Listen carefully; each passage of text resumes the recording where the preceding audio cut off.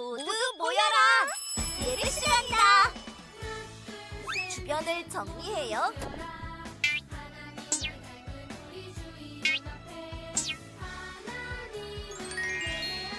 성경책을 준비해요.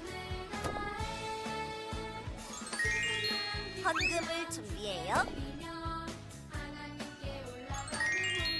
핸드폰을 꺼요. 바른 태도로 예배해요.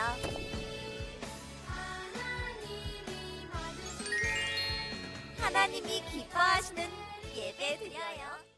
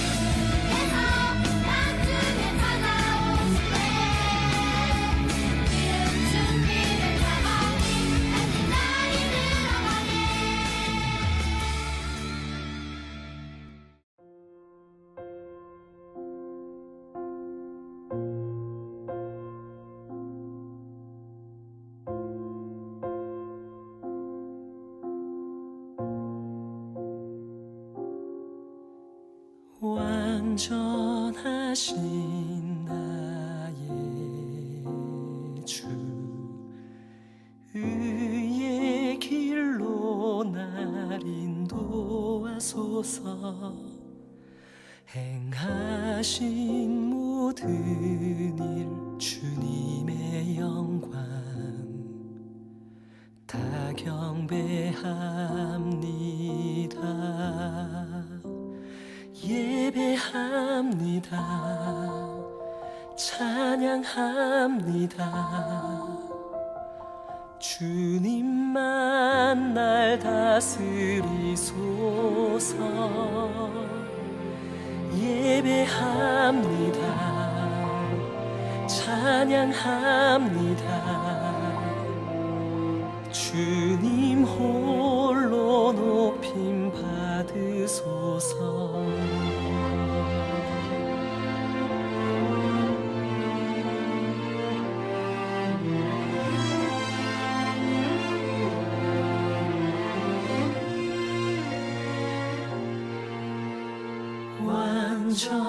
완전하신 나의 주 의의 길로 날 인도하소서.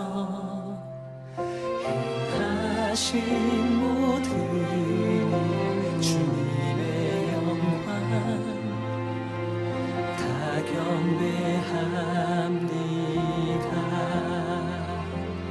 예배합니다.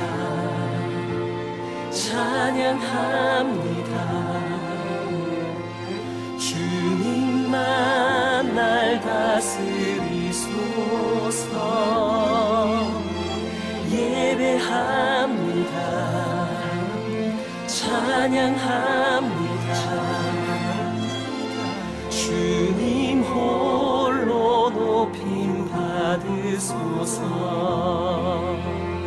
예배합니다. 찬양합니다. 주님만 날 다스리소서. 예배합니다. 찬양합니다. 주님 홀로 높임 받으소서. 주님 홀로 높임 받으소서.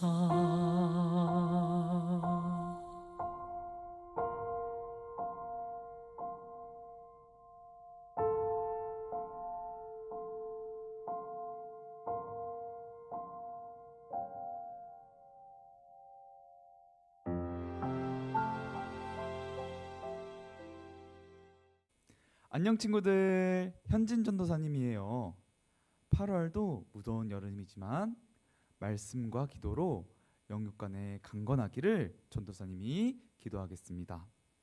우리 오늘 함께 읽을 말씀은 데살로니가 후서 2장 13절에서 17절 말씀이에요. 전도사님과 함께 읽어봅시다. 시작. 주께서 사랑하시는 형제들아, 우리가 항상 너희에 관하여 마땅히 하나님께 감사할 것은 하나님이 처음부터 너희를 택하사 성령의 거룩하게 하심과 진리를 믿음으로 구원을 받게 하심이니, 이를 위하여 우리의 복음으로 너희를 부르사 우리 주 예수 그리스도의 영광을 얻게 하려 하심이니라. 그러므로 형제들아, 굳건하게 서서 말로나 우리의 편지로 가르침을 받은 전통을 지키라. 우리 주 예수 그리스도와 우리를 사랑하시고 영원한 미로와 좋은 소망을 은혜로 주신 하나님 우리 아버지께서 너희 마음을 위로하시고 모든 선한 일과 말에 굳건하게 하시기를 원하노라. 여러분, 보이스피싱이 무엇인지 아시나요? 네, 보이스피싱이란 전화와 같은 통신수단을 이용해서 상대방을 교묘히 속이고 나쁜 이득을 채우는 사기 수법이에요. 오늘날 많은 사람이 보이스피싱에 대해서 알고 있어도 그것에 대해서 많은 사람들이 속고 있어요. 그 이유가 무엇일까요? 사기를 치는 사람들의 수법이 우리의 예상보다 훨씬 더 교묘하고 나쁘기 때문이에요. 그럼 보이스피싱을 당하지 않으려면 어떻게 해야 할까요? 네, 모르거나 처음 통화하는 사람의 말은 조심해서 듣고 그 말이 사실인지 꼭 확인해 보아야 해요. 의심이 된다면 어른분들께, 부모님들께 말씀드리는 것도 아주 좋은 방법이에요.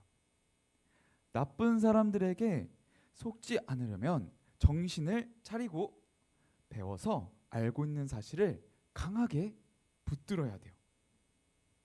오늘 말씀은 우리가 배우고 꼭 붙잡아야 할 가장 중요한 것을 알려주고 있어요. 무엇을 붙잡아야 하는지 지금부터 전도사님과 함께 살펴보아요. 데살로니가는 바울이 두 번째 전도 여행 때 복음을 전한 곳이에요. 바울의 전도 여행은 쉽지 않았어요. 바울은 그를 쫓아다니며 괴롭히는 사람들 때문에 억울하게 감옥에 갇히기도 하고 죽을 고비를 넘긴 적도 있어요.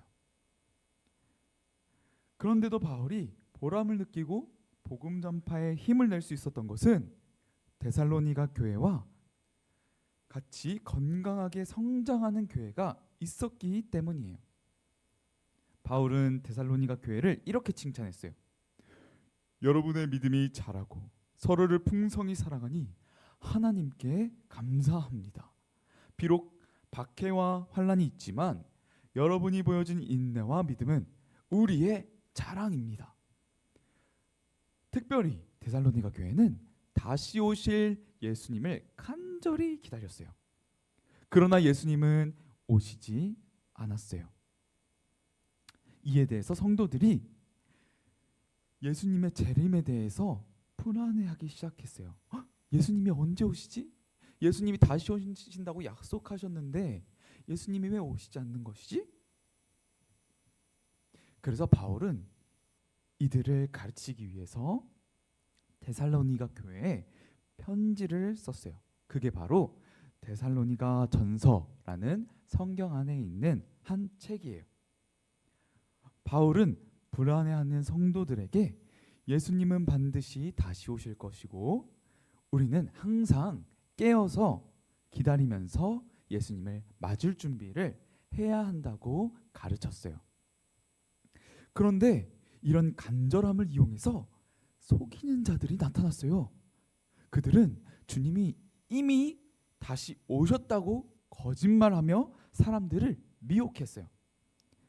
자신들에게 영적 능력이 있는 것처럼 드러내고 멋진 말로 사람들을 미혹하면서 마음을 흔들었어요. 또 바울의 편지에 거짓말을 더해서 사람들을 속였어요. 이에 바울은 다시 편지를 썼는데 그 말씀이 바로 데살로니가 후서예요. 바울은 편지를 통해 데살로니가 교회에 힘주어 말했어요. 교회여, 흔들리지 마십시오. 두려워하지 마십시오.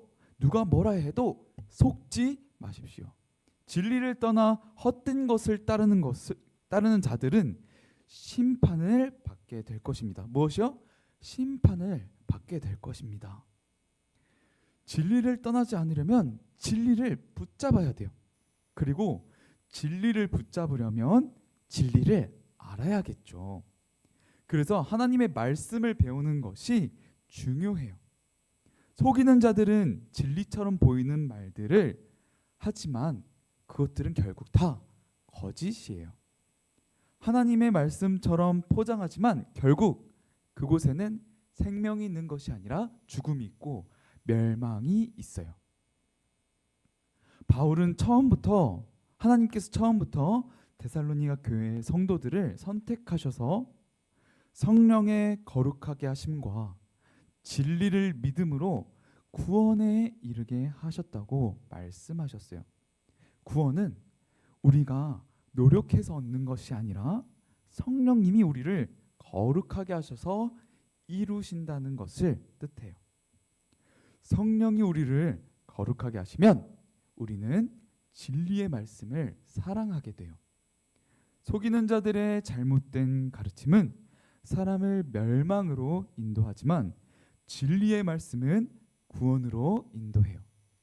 그래서 말씀을 지키기 위해 말씀을 잘 붙잡고 잘 배우는 것이 중요해요.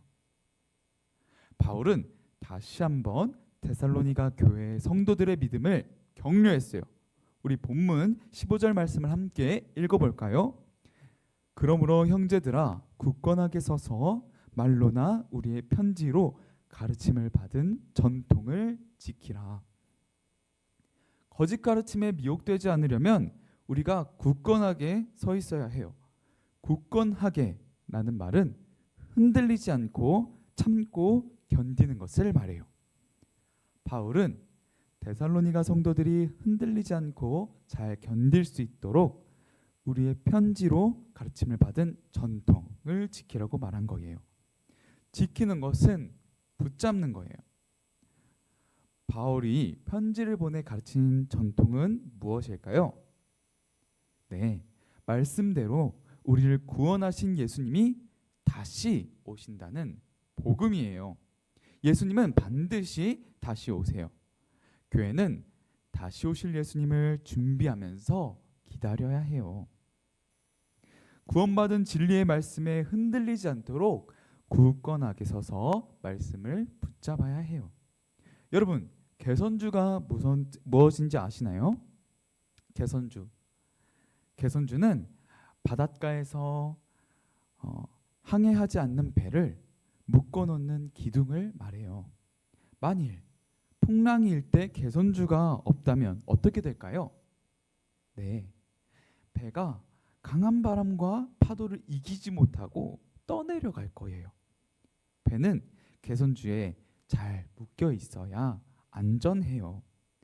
말씀을 붙잡는 것이 이것과 마찬가지예요. 말씀을 확실히 붙잡지 않으면 풍랑에 떠내려가는 배와 같이 믿음이 흔들릴 수 있고 파선하는 배와 같이 멸망의 길로 향할 수 있어요. 그러면 말씀을 잘 붙잡기 위해서는 우리가 무엇을 해야 될까요? 그래요. 설교 시간에 말씀을 잘 듣는 것이 중요해요. 음식을 만들 때 재료가 필요한 것처럼 믿음의 재료는 하나님의 말씀이기 때문이에요. 공과 시간에 성실히 복습하는 것도 큰 도움이 돼요. 그리고 집이나 학교에서 말씀 보는 습관을 갖는 것도 중요해요. 말씀을 마치겠습니다. 저를 따라서 큰 목소리로 한번 결심해 볼까요? 믿음 위에 굳게 서서 말씀을 붙잡아요. 다시 한번 믿음 위에 굳게 서서 말씀을 붙잡아요. 기도하겠습니다. 하나님 아버지, 감사합니다. 거짓된 가르침과 하나님의 말씀을 왜곡시키는 거짓된 가르침이 많은 이 세상에서 진리이신 하나님의 말씀을 붙들 수 있는 은혜를 허락해 주셔서 하나님 너무나도 감사드립니다. 하나님, 우리가 삶 가운데에서 하나님의 말씀을 굳게 붙들고 흔들리지 않는 그런 친구들이 다 될 수 있도록 주님 도와주시고, 항상 말씀이 우리 마음 가운데, 우리 아이들의 마음 가운데 있어서 주님, 거짓된 가르침들이 들어올 때 하나님 진리의 말씀을 의지하여서 그것들을 잘 알아차리고 분별할 수 있는 지혜를 허락해 주세요. 예수 그리스도의 이름으로 기도드립니다. 아멘. 우리 주기도문으로 예배를 마치겠습니다.